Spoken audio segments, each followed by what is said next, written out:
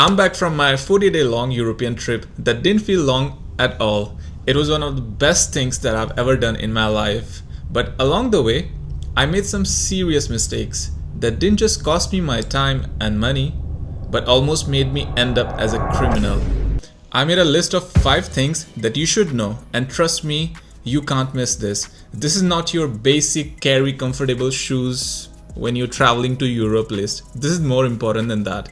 Let's get right into it. Okay, the first one is simple. Know how to pay by card. Now, if you're like, Talha, what do you mean by know how to pay by card? We all know that. Well, I'm glad. But you may not know this. But whenever you tap, insert or swipe your card, you're given 2 choices, right? Either pay in the local currency, like euros if you're in Paris, or your home currency, which in my case is dirham because my bank is in Dubai. Always choose the local currency. So if I'm in France, I'll choose euros. Because if you choose your home currency, the merchant uses something called DCC or dynamic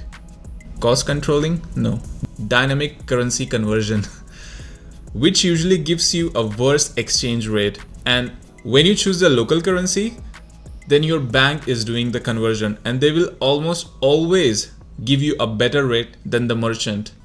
In simple words, if you're in Paris, pay in euros. Don't let the coffee cost you more than it should, because I'm pretty sure it's already costing you a lot. Now moving on to the next point. Careful when you're taking a rental car. We had one of the craziest experiences with our rental car. It almost made us criminals. And because of that, we had to cut our trip short. And all of this just because of one mistake. And I hope you will never do that. So we booked our rental car. It was a Volkswagen Polo. I got a great deal on booking.com. And I booked it in the night and I was supposed to pick it up the next afternoon. So I left home. I was on my way. But as using a screen reader, turn on narrator by pressing Windows plus Control plus Enter. For more accessibility features, press Windows plus U or select the accessibility icon in the bottom corner. Right. Just ignore that. I'm resetting my Windows laptop. I want to sell it. Anyways, coming back to the point. So where was I? I booked it through booking.com because they had a great deal for us. It was a Volkswagen Polo and I was paying around 250 euros, something like that, for 6 days with unlimited kilometers. So I booked it in the night and I was supposed to pick it up the next afternoon. So I left home, I was on my way, but as I was about to reach, I was like 5 minutes away. I got an email saying that the booking has been cancelled. I was like, damn, I'm supposed to be on my way to Strasbourg. What should I do now? I took a deep breath and still went to the pickup location. The guy I met over there was a total legend. He quickly found us another car. It was MG3 hybrid, but we had to pay 200 euros more for it. The silver lining was it's a hybrid car. But later on, I realized that we'll be driving mostly on big highways. So I don't know how does that work. Did that car like save us any fuel as compared to a normal petrol car? I don't know, but if anybody knows, please let me know in the comments. So everything was going well. Just know that we also paid deposit and they had our credit card details. Now our trip got extended, but I couldn't call them because I didn't have any international calling, but I had incoming calls. So I was hoping that when they call me or send an email or whatever, I will just tell them that I need to extend the car. It was day 8 and they never got back to us. No emails, no calls, nothing. I sensed something is wrong. So I found a way to call them.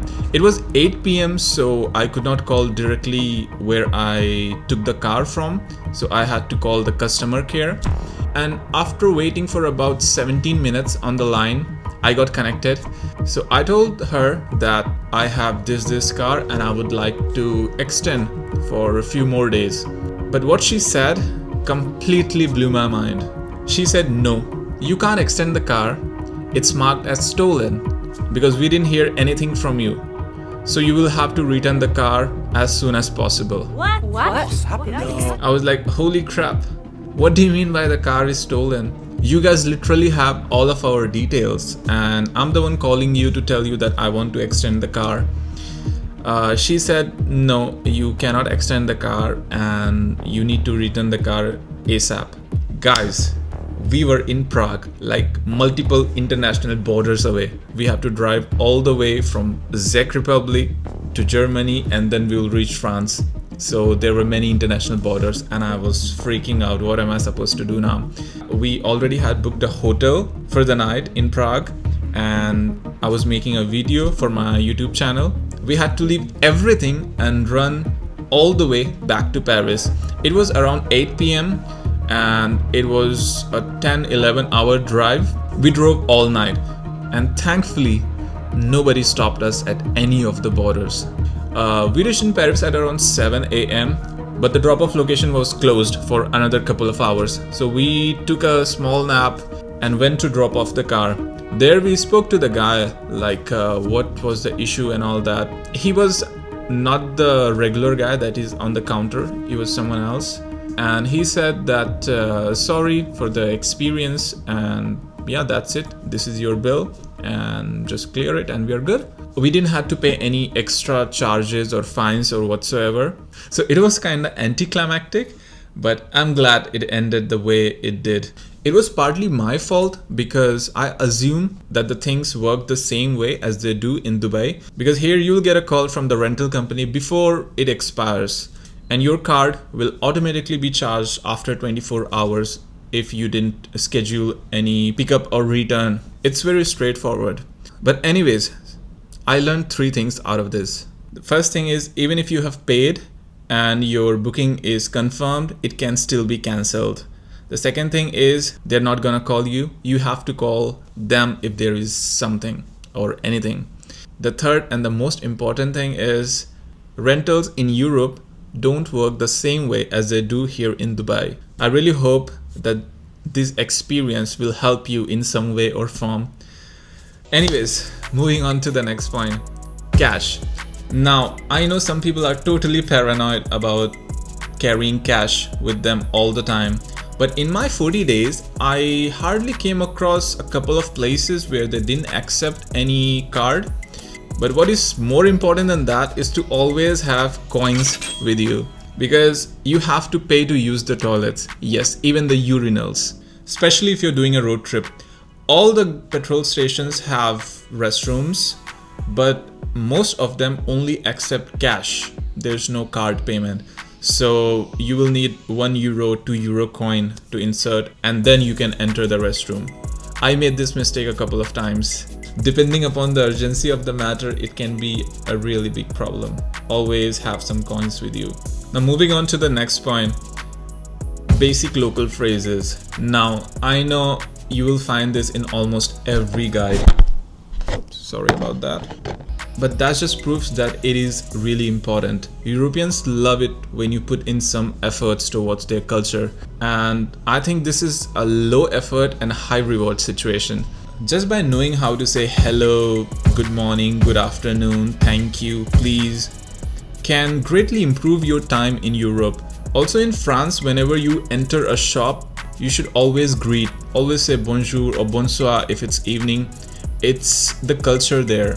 It's almost considered as rude if you don't do that. Also knowing how to say that you can't speak the local language, like pardon, je parle pas français, vous parlez anglais.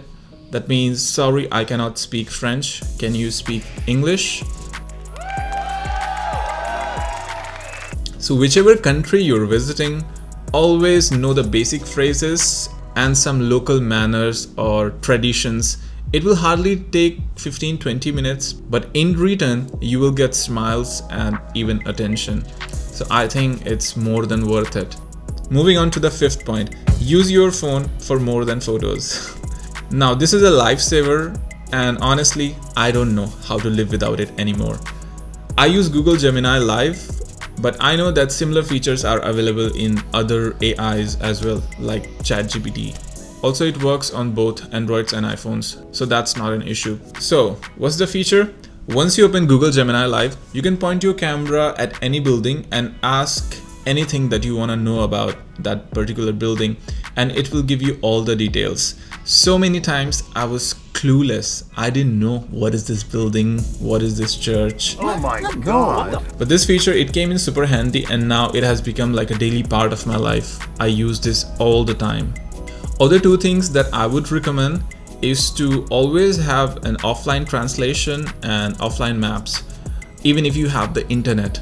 Because so many times I came across places with bad cell reception, and these offline features were super useful. I use Google Maps and Google Translate. They both have offline features built in them. Overall, other than the rental fiasco, everything else went super smooth. And I still can't believe that I got to spend my summer in Europe. It was a dream and I got to live it. And now I'm really missing those blue skies and that lively atmosphere. Now, if you're wondering, doesn't he have blue skies where he lives? Well, no, actually. I'm back in Dubai and there are no blue skies here. We don't have blue skies. We don't know what that is. It's summer and the temperature is like 44 degrees, and sometimes feels like reaches over 50 degrees. 53, 54 degrees. It's brutal outside. Although this area where I live feels very lively because there is construction going on everywhere. It's crazy, man. Anyways, thank you so much for watching this video. I don't know why I'm doing this. Thank you so much for watching this video. Hit that like and subscribe button. It really helps a lot. And congratulations to us. We crossed 3,000 subscribers. It's huge. I'm so happy. Let's keep this going, and I will see you next Saturday.